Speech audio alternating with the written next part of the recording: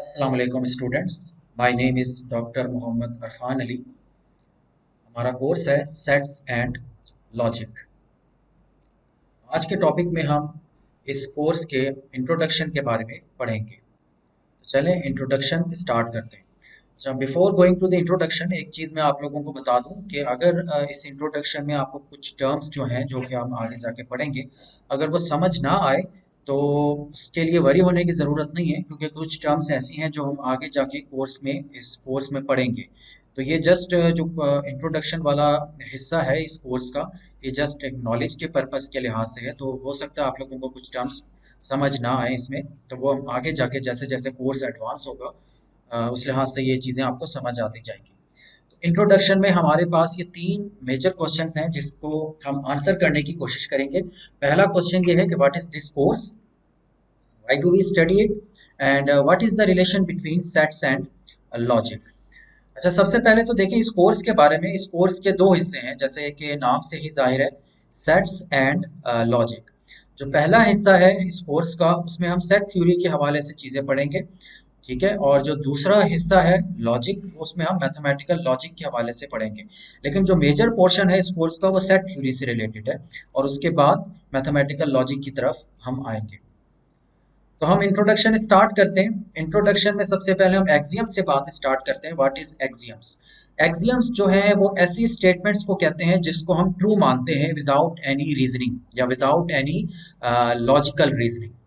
यानी ऐसी स्टेटमेंट जो कि ऑब्वियस होती हैं, जो कि हमारी ऑब्जर्वेशन में आ जाती हैं। मिसाल के तौर पे अगर आप देखें कि किसी सर्कल में, अगर आपके पास एक सर्कल है, उस सर्कल के दरमियान में से अगर आप एक लाइन ड्रॉ करें, तो वो जो लाइन है वो लाजमी बात है वो टू पॉइंट्स में इंटरसेक्ट करेगी सर्कल के। तो हम कह सकते हैं कि any line which passes through the circle must intersect with two points in a circle. तो ये जो स्टेटमेंट है ये क्या है, ये हमारा एक्सियम हो गया। अब इस स्टेटमेंट का हमारे पास कोई प्रूफ नहीं है, लेकिन क्योंकि ये ऑब्वियस स्टेटमेंट है तो इसको हम एक्सियम कह रहे हैं। इसी तरह अगर आप देखें कि 2+5 इक्वल टू 5+2 होता है, ठीक है, ये स्टेटमेंट भी जो है ये ऑब्वियस स्टेटमेंट है, so this is also a axiom. तो एक्सियम ऐसी स्टेटमेंट्स है जो कि हम ट्रू मानते हैं विदाउट एनी रीजनिंग। तो प्रूफ क्या है। प्रूफ एक ऐसी स्टेटमेंट को कहते हैं जो कि उसको हमें साबित करना पड़ता है कि वो नेसेसरीली ट्रू हो, assuming that certain axioms exist. यानी ऐसी आप कह लें कि ऐसी स्टेटमेंट जिसको हम लॉजिकल आर्ग्यूमेंट की मदद से साबित कर सकें, जस्ट ऑब्जर्वेशन और एक्सपेरिमेंट की बुनियाद पर नहीं बल्कि लॉजिकल आर्ग्यूमेंट की बुनियाद पे। तो ऐसी इस चीज को हम कहते हैं वो उसका प्रूफ है। यानी प्रूफ में हम क्या करते हैं, लॉजिकल आर्ग्यूमेंट दे रहे होते हैं, ठीक है। यानी हमें ये प्रूफ करना पड़ता है कि जो आपके पास स्टेटमेंट है या प्रोपोजिशन है वो तमाम केसेस में ट्रू हो जाएगा। और अगर वो प्रोपोजिशन या स्टेटमेंट उसको हम लॉजिकल आर्गुमेंट के थ्रू प्रूफ कर दें तो वो हमारे पास मैथमेटिक्स का थ्योरम कहलाता है, ठीक है। तो थ्योरम एक लिहाज से हमारे पास एक ऐसी स्टेटमेंट होती है जिसका प्रूफ जो है वो एग्जिस्ट करे। और ऐसी प्रोपोजिशन जिसका कोई हमारे पास प्रूफ ना हो, वो हमारे पास एक समझ लें आप कंजक्चर होगा।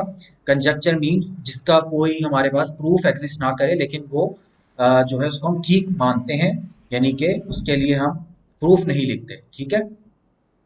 सो mathematical logic is the framework upon which rigorous proofs are built. तो ये जो हमारे पास सब्जेक्ट है मैथमेटिकल लॉजिक का, ये हमारा एक फ्रेमवर्क प्रोवाइड करता है जिसमें हम प्रूफ्स को जो है किसी भी मैथमेटिकल स्टेटमेंट की उसको हम लिख सकें। यानी कि आप एक स्टेटमेंट होगी उसका हमने प्रूफ कैसे लिखना है, तो उसको प्रूफ लिखने के लिए जो आपके पास आर्गुमेंट चाहिए, लॉजिकल आर्गुमेंट, वो इस मैथमेटिकल लॉजिक जो हमारे पास एक सब्जेक्ट है इसके जरिए से आता है। यानी it is the study of principles and criteria of valid inference and demonstrations.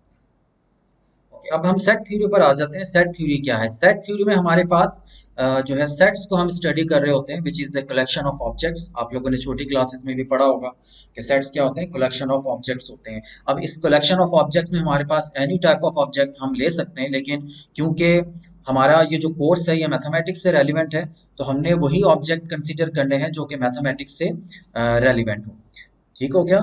सो इस सब्जेक्ट को पढ़ने के लिए, यानी कि जो सेट्स एंड लॉजिक का सब्जेक्ट है, इसको पढ़ने के लिए आपको एक ग्रेटर अंडरस्टैंडिंग चाहिए सेट थ्योरी की। और उसके लिए हम क्या करेंगे, सेट थ्योरी के अंदर जो कलेक्शन ऑफ एक्सियम्स हैं उसको लेते हैं। और कलेक्शन ऑफ एक्सियम्स क्यों लेते हैं? ताकि हम मैथमेटिकल लॉजिक को स्टडी कर सकें। तो आप कह सकते हैं कि मैथमेटिकल लॉजिक को स्टडी करने के लिए आपके पास सेट थ्योरी की अंडरस्टैंडिंग होनी जरूरी है। ठीक हो गया। तो सेट थ्योरिस्ट क्या करता है? सेट थ्योरिस्ट मीन्स ऐसा पर्सन जो सेट थ्योरी को एक्सप्लोर कर रहा है या पढ़ रहा है, वो आपको बताएगा कि कौन सी स्टेटमेंट जो है वो प्रूवेबल है और कौन सी प्रूवेबल नहीं है। यानी कौन सी स्टेटमेंट जो है वो उसको हम प्रूफ कर सकते हैं और कौन सी स्टेटमेंट्स को हम प्रूफ नहीं कर सकते हैं। Which one is allowed to use all of the usual tools of mathematical constructions and proofs. ठीक है, यानी कि कौन से जो ऐसे टूल्स हैं जिसको हम प्रूफ्स में यूज कर सकते हैं, वो हम सारी चीजें सेट थ्योरी के अंदर एग्जिस्ट करती हैं। तो ये जो सेट थ्योरी है, ये किसी भी मैथमेटिकल की कोई भी ब्रांच आप ले लें, मिसाल के तौर पे numerical analysis, linear algebra, group theory, और इसके अलावा फंक्शनल एनालिसिस, जितने भी ब्रांचेस ऑफ मैथमेटिक्स हैं या सब्जेक्ट्स हैं, उसके अंदर ये एक इम्पॉर्टेंट रोल प्ले कर रहा होता है सेट थ्योरी। और सेट थ्योरी और लॉजिक का आपस में भी ताल्लुक है, जैसा कि अभी हमने बताया कि जो हमारे पास एक्सियम्स की कलेक्शन है, उसके ज़रिए से ही हम किसी भी स्टेटमेंट की प्रूफ्स को हम लिख सकते हैं या पढ़ सकते हैं। ठीक है, अब ये जो टूल्स हैं ये कौन कौन सी हो सकती हैं? जैसे कि creating functional spaces, completions of various kinds of objects, taking quotients, forming products, induction, recursion etcetera. ये सारी हमारे पास मैथमेटिक्स के अंदर जो टूल्स हैं वो सेट थ्योरी के अंदर हम इसको स्टडी कर रहे होते हैं। ठीक है, या वो सेट थ्योरिस्ट जो है उसको यूज कर रहा होता है।